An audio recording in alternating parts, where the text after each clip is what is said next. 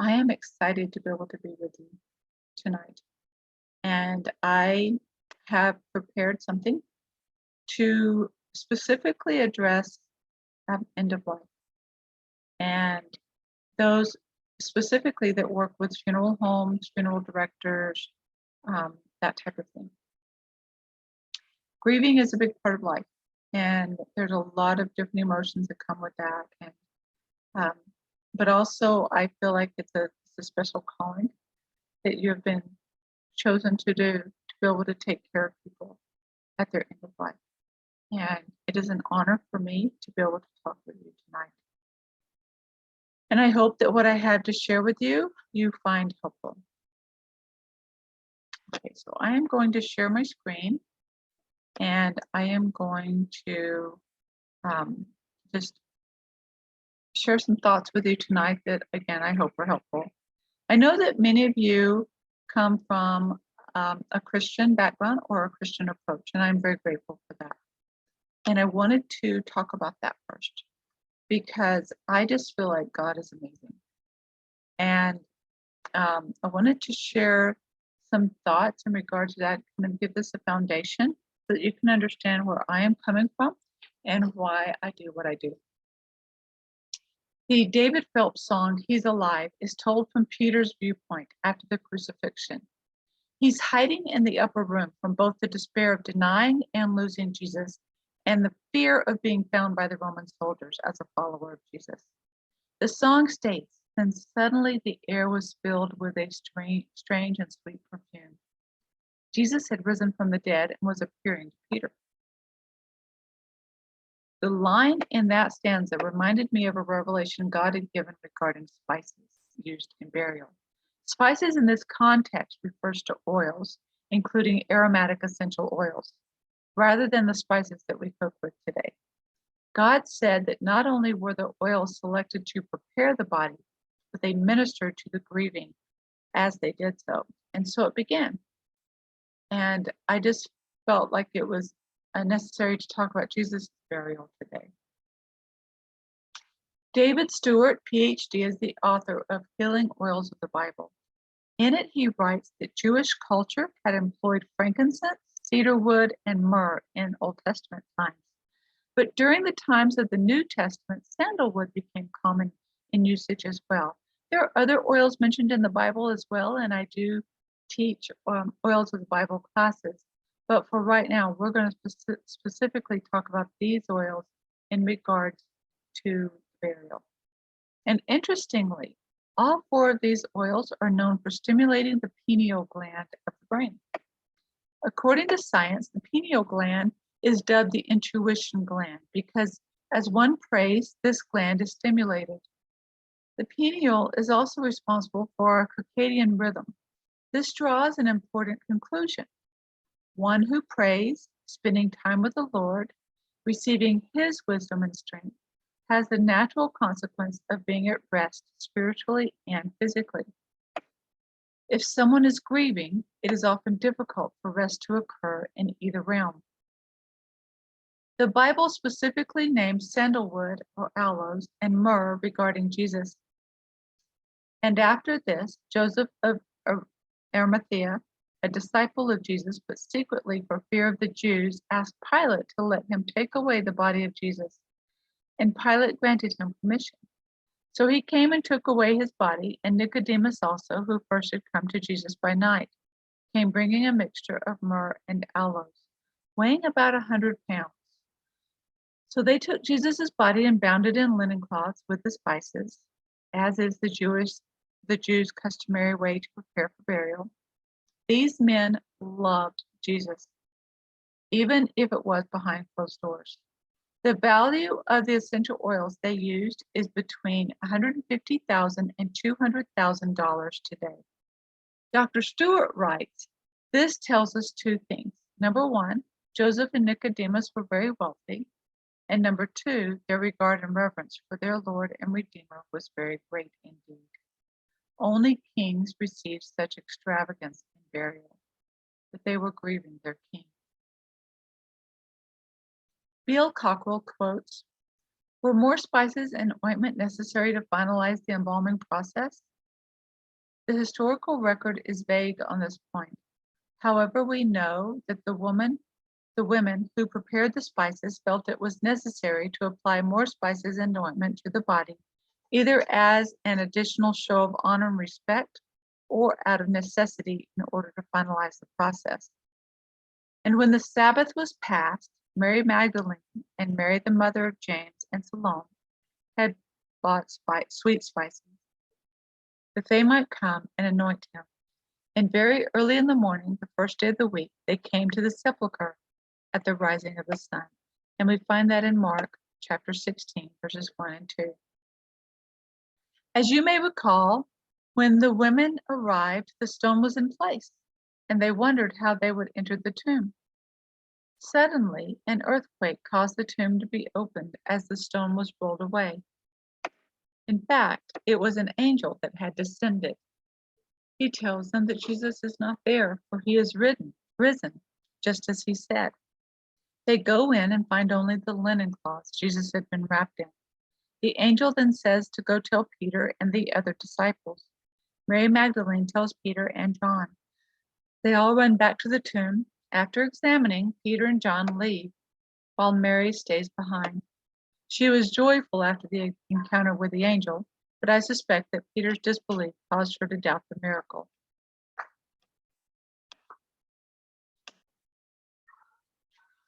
Mary stood outside the tomb crying. As she wept, she bent over to look into the tomb and saw two angels in white, seated where Jesus' body had been, one at the head and the other at the foot. They asked her, "Woman, why are you crying?" She says, "They have taken my Lord away, and I don't know where they have put him." At this, she turned around and saw Jesus standing there, but she did not realize that it was Jesus. "Woman," he said, "why are you crying? Who is it you are looking for?" Thinking he was the gardener, she said, "Sir, if you have carried him away, tell me where you have put him, and I will get him." Jesus said to her, "Mary." She turned toward him and cried out in Aramaic, "Rabboni," which means teacher. And you can find that in John chapter 20, verses 11 through 16. Mary was still grieving. It was made clear that these women were coming to honor their Lord. They had already prepared the spices and mourning in the process. Though the scripture doesn't specifically tell us what they were using, Jewish custom suggests the aromatics Dr. Stewart previously stated. As I studied the oils discussed, not only did I notice the common denominator of the pineal stimulation, but there are emotions attached with their use. If one is having difficulty and or fear of facing the world, myrrh is the suggested essential oil. In the same vein, sandalwood is recommended for those experiencing dread, fear, and or terror. Coincidence? I think not.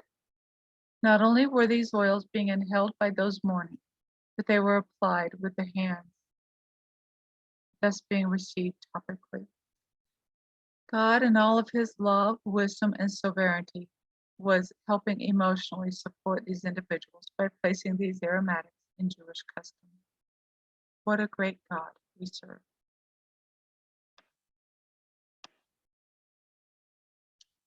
The grief arising from the death of a loved one is one of the most challenging set of emotions a person has to deal with. It is a strong, overwhelming emotional pain that may stay with them spiritually for a lifetime. There's much more to dealing with grief than simply using a few essential oils, but aromatherapy can certainly play a part in helping to release the stress and tension of bereavement and keep the mind balanced during the periods of intense sorrow. Essential oils will not take the pain away, but they can help people to work through the pain and move on with their life. These are a few of the essential oils that we like to use, with some of the reasons that we use them for. I have a longer list that I will be sending separately. So if you would like that, please let me know.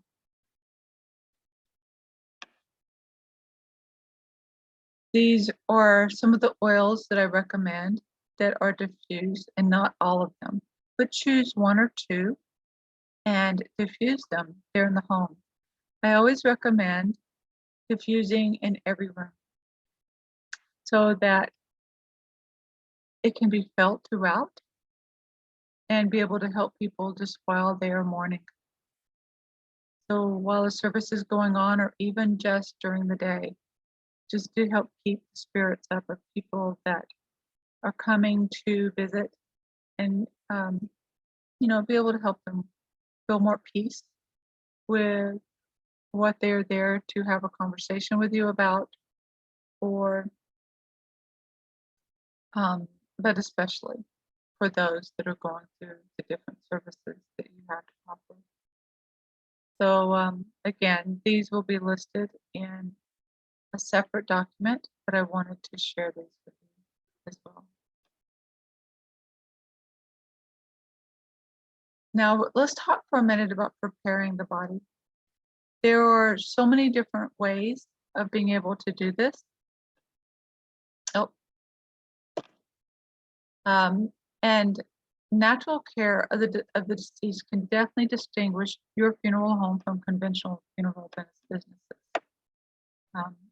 And with a gentle washing with natural products, adding pure essential oils and dressing of the deceased, it is at the same time an honoring, a blessing, and a letting go of the physical remains. And I really do feel like this is one that can be just extremely respectful of all involved, especially in honor of the person that has passed on. Now, I do know that there are laws in different states that vary state to state, so please refer to those in anything that you do on this.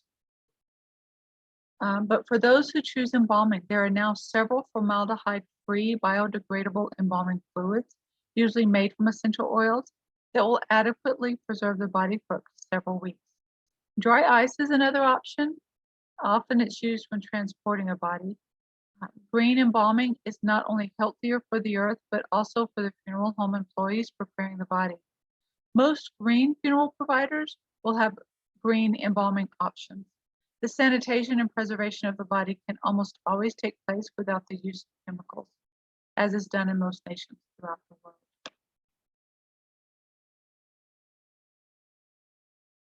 And a lot of the oils that were listed previously would be essential oils there that you can refer to as well.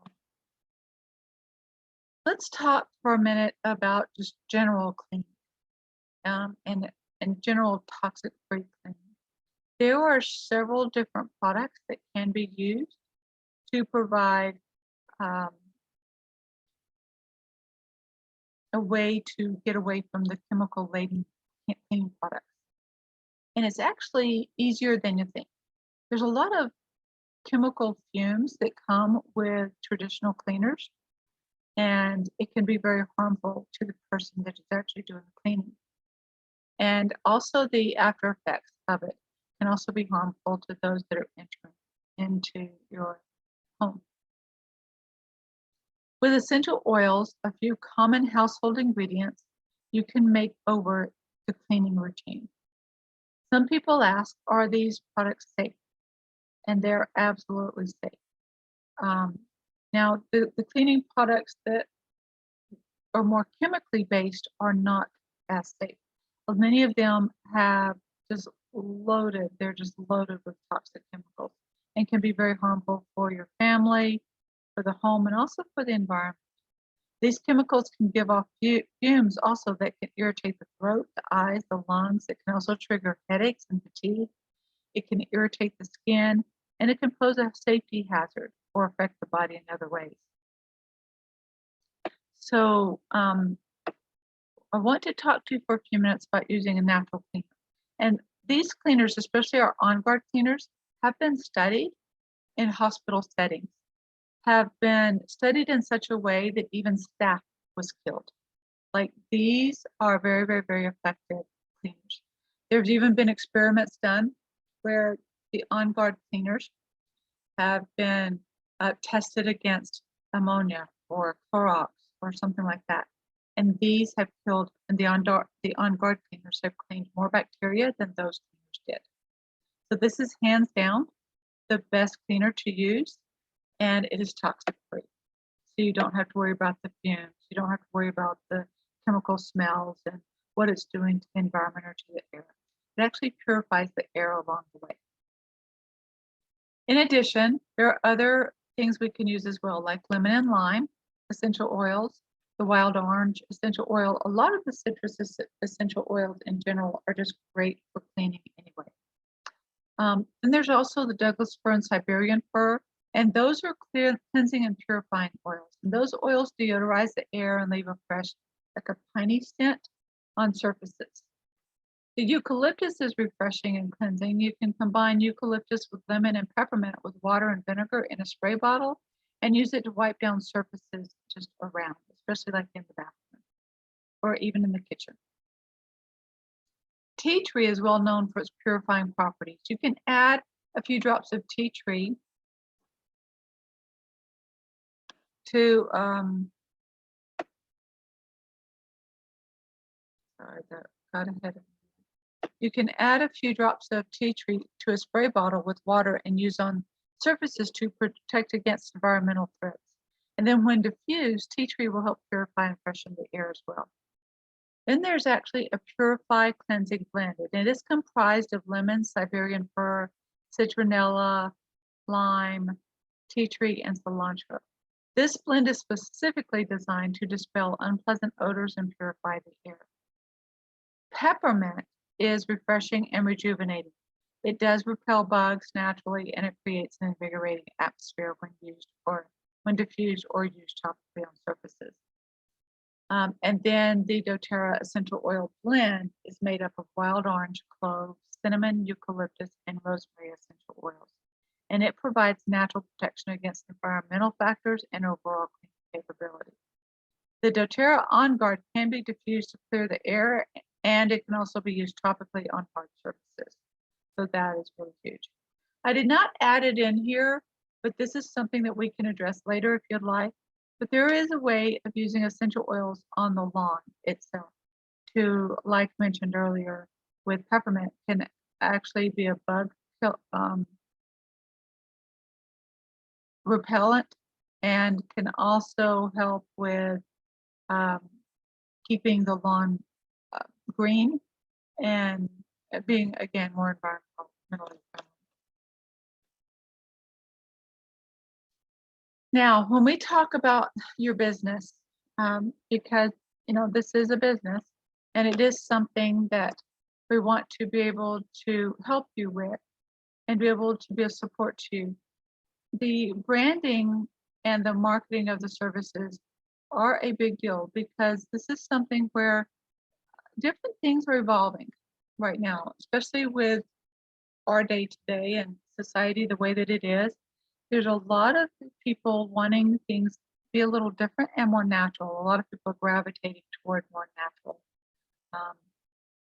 But even through the grieving process, there's a lot of different resources and there's a lot of different ways that you can support the families that you work with or the individuals that you work with through education and empowering them with these resources and also offering classes. There's classes of grief classes, right? Just ways of managing grief, the stages of grief, and how we can help support them through it with the essential oils or other products that we may have to be able to help them through processing that.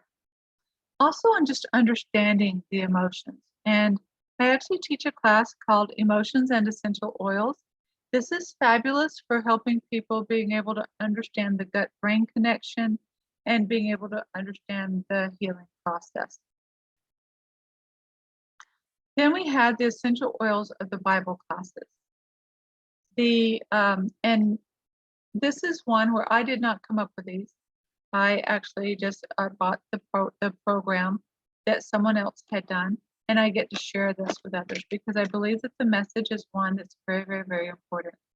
And there's one that I'd like to do around Christmas. It's the gift of the Magi. There's one for resurrection, and then there's another one for skin. It's basically ancient beauty secrets. And all of this is based on the Bible. I do have one just called Essential Oils in the Bible or Oils of the Bible. And that is one that I really love to share as well. There are so many other resources and so many other classes that we can also teach in your funeral homes or be able to provide for your families and the individuals that you work with. Um, there's so much support to all.